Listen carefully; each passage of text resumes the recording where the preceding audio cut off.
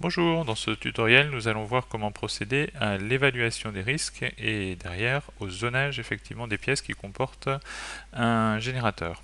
Alors nous allons déjà voir sur une évaluation réalisée ce que cette évaluation comporte. Donc ici nous avons un tableau synthétique de l'évaluation avec un certain nombre d'informations qui sont pour certaines calculées automatiquement par le logiciel, pour d'autres qui sont fournies justement dans la fiche que l'on va créer plus tard. Alors voyons un petit peu ce qu'il y a dans cette fiche complète. Il y a déjà le nom complet de la pièce pour ainsi retrouver la date à laquelle l'évaluation a été réalisée. On a des informations sur le matériel. Alors là, il ne faudra pas rentrer de nouveau les informations puisqu'on les a déjà rentrées dans la liste des générateurs. Donc on va directement piocher dans la liste des générateurs.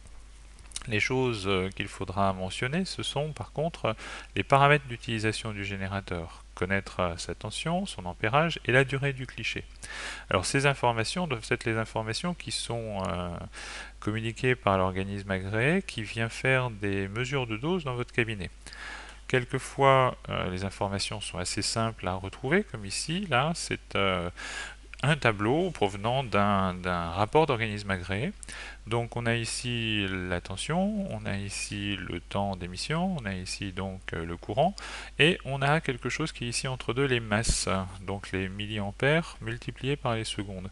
Il faut savoir qu'il est assez rare que le tableau vous donne directement les trois informations que l'on cherche: les kilovolts, les milliampères et surtout le temps d'émission. Bien souvent, le temps d'émission est omis et à la place, on vous donne des masses. Eh bien, c'est simplement la multiplication des milliampères fois les secondes, c'est-à-dire que les 0,4 là auraient pu être facilement retrouvés en sachant justement que les 0,4 là, c'est 8 divisé par 3,2.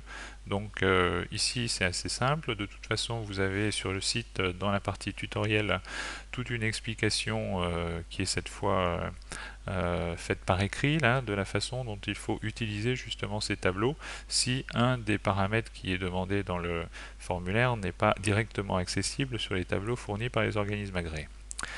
Revenons maintenant à notre petit formulaire là. Donc une fois que vous avez rempli les informations sur le matériel, l'évaluation des doses peut effectivement débuter avec le nombre de clichés que vous mentionnez en fonction du nombre de clichés approximatifs, toujours approximatif, que vous pensez faire l'année suivante. Le nombre de clichés au maximum que vous réalisez dans l'heure la plus pénalisante. Il est rare qu'on fasse plus de 6 clichés.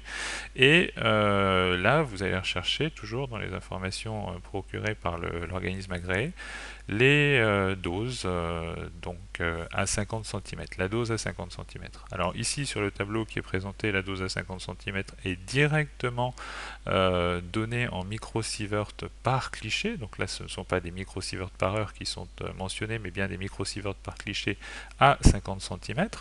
Donc cette information est directement rentrée dans le formulaire. Donc aucune difficulté à ce niveau-là. Le formulaire calculera automatiquement les doses annuelles au niveau du corps, les doses horaires au niveau du corps, et ces informations seront à comparer justement aux limites réglementaires. Donc c'est fait au niveau du corps, c'est fait au niveau des extrémités pour les rétroalvéolaires aussi. Et on compare comme ça les informations qui sont calculées par le logiciel en fonction des informations que nous aurons communiquées ici, de façon à, au bout du compte, décider si nous sommes dans une zone surveillée ou une zone contrôlée. C'est les deux choses qui seront possibles et uniquement les deux choses qui seront possibles dans un cabinet. L'immense majorité des cas, ce seront des zones surveillées effectivement qu'on retrouvera dans les cabinets dentaires. Donc voilà, c'est terminé pour ce tutoriel. On va ensuite en faire en pratique.